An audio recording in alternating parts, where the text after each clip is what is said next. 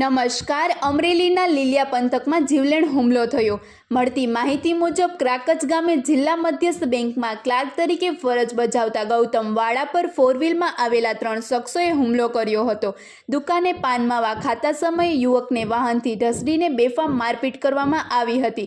હુમલાખોરોએ pipe વડે હિચકારો હુમલો કરી યુવકનો પગ પણ ભાંગી નાખ્યો.